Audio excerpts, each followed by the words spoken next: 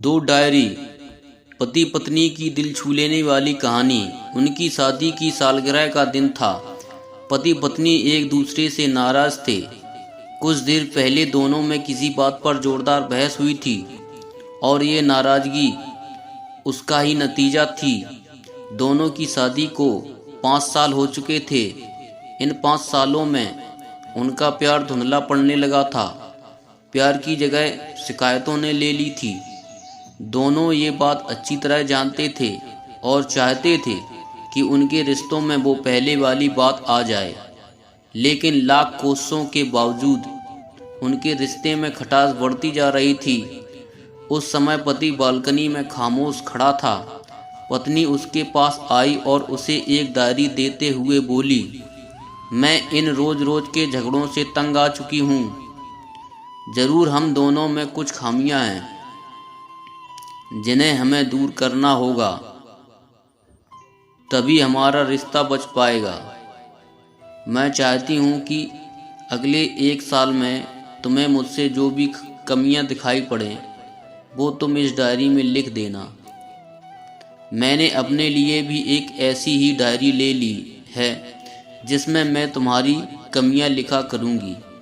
अगले साल अपनी शादी की सालगिरह के दिन हम एक दूसरे की डायरी पढ़ेंगे और उसमें जो भी कमियां लिखी होंगी उस पर चर्चा करेंगे और उन्हें सुधारने की कोशिश करेंगे। पति तैयार हो गया। वक्त गुजरता गया और 1 साल बीत गया। शादी की सालगिरह आ गई। दोनों एक दूसरे के सामने बैठे हुए थे। पहले पत्नी ने अपनी डायरी पति की तरफ बढ़ाई। पति डायरी के पन्ने पलटने लगा।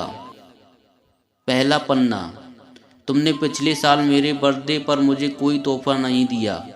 मुझे बहुत बुरा लगा। तुम्हें तोहफा देना चाहिए था। दूसरा पन्ना, जब मेरी मम्मी डैडी हमारे घर आए थे तब हमने मूवी देखने का प्लान बनाया था, लेकिन तुम उस दिन ऑफिस से देर से लौटे थे। मम्मी डैडी के सामने मुझे नीचा देखना पड़ा। तुम्हें वादा निभाना सीखना होगा। तीसरा पन्ना, मैंने तुम्हारे लिए इतनी मेहनत से स्वेटर बुना था, लेकिन तुमने तारीफ के 2 शब्द भी नहीं कहे। क्या मैं इस काबिल भी नहीं? इसी तरह डायरी के सारे पन्ने भरे हुए थे। पति ने जब डायरी पढ़ ली तब पत्नी बोली, मुझे लगता है कि अब से तुम ये गलतियां नहीं करोगे। पति ने हाँ में सिर हिलाया। फिर पत्नी ने पति की डायरी ली और पन्ने पलटने लगी।